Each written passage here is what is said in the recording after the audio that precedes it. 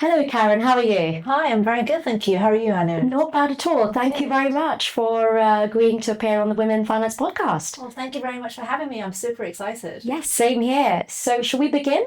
Yes, let's. So just so that the audience can get to know you better, could we start with knowing a little bit more about your career, your educational background, and also maybe insight into some of your hobbies? Yeah, sure, of course. So, I'm working at M&G currently, and I'm head of investment specialist in the private credit department. But it was a bit of a convoluted way of getting here. I've been in finance for probably, what are we now? Since 2002, so that's coming up for 22 years, which has flown by. But I actually don't have a background in terms of academics in economics. I did maths and then I did epidemiology, which it seems like more people know about now ever since the COVID epidemic, because you had many epidemiologists, some of my fellow kind of students on TV and talking about diseases and the way that it works. But actually there is a link, because when you model diseases, many of the way that you model derivatives is actually the same kind of modeling techniques. And I think just having a numerate and an inquiring mind that you do when you study science really helps you when you're looking at companies or thinking about strategy or thinking about growing business. So that's my educational background. I started working off for a large American bank. Was that your first job? That was my first job. Okay. And that was a baptism of fire, because I was so naive. I had no idea, but I just thought, I'm a failed PhD student because I actually applied to do a PhD. And I thought, oh no, I can't be living on the stipend at the time, which was probably £12,000 a year in central London. I thought, no, I need to earn money and survive and have a nice life. And I thought it was an easy way in, but I didn't really know what it was. But I've been doing it for long enough.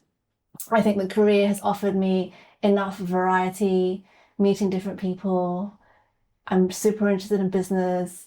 And now on the private side, we meet a lot of smaller companies and entrepreneurs, and it's suited me. And maybe with the benefit of hindsight, looking back now, I'm so happy that I did this instead of following an academic career. And so that was your first job. Talk us through from there to here today at M&G, the career route and journey you took. Sure. So I started off as a graduate, and I think it's nice to be part of a scheme.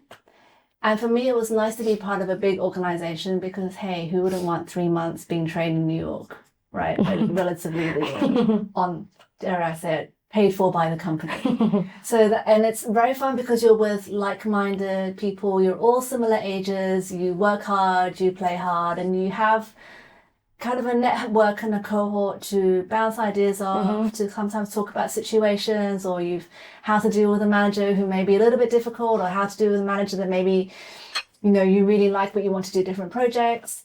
And I think that's probably a theme throughout my career, and also part of cross bridges that you can sort of go from one industry to the other in a related fashion, and then come back, rather than, as you say, a job for life. Yeah, exactly.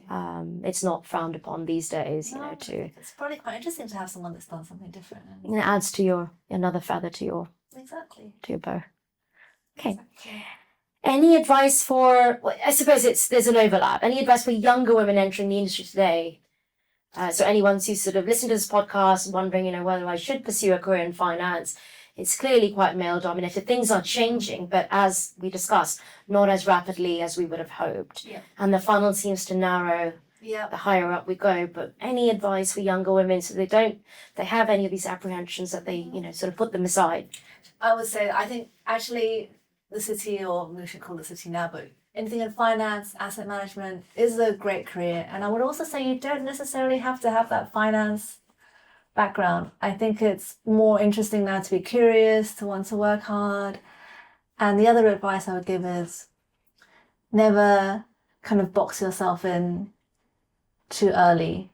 Say if you start off as a healthcare analyst, don't think that's something you need to be doing for the next 10 years. Be open to new opportunities and be open to changing firms or to moving countries. I think almost, especially at the beginning of the career, the world is your oyster, and take the opportunities when you can. Don't be scared, just do it. Great advice. And finally, what is the single best piece of advice you've received whether it's personal or profession, that sort of, that you think about often as you go through life? I think it's related to that. It's actually to be flexible. Okay. Be flexible and be open. And that can actually, in many ways, specifically with what I'm doing now, that could be investment decisions. Don't be anchored to one thing. The world is changing and new information is coming. So make sure you're open and receptive to that. Great. Thank you very much, Karen. Thanks, Anu. You're very welcome.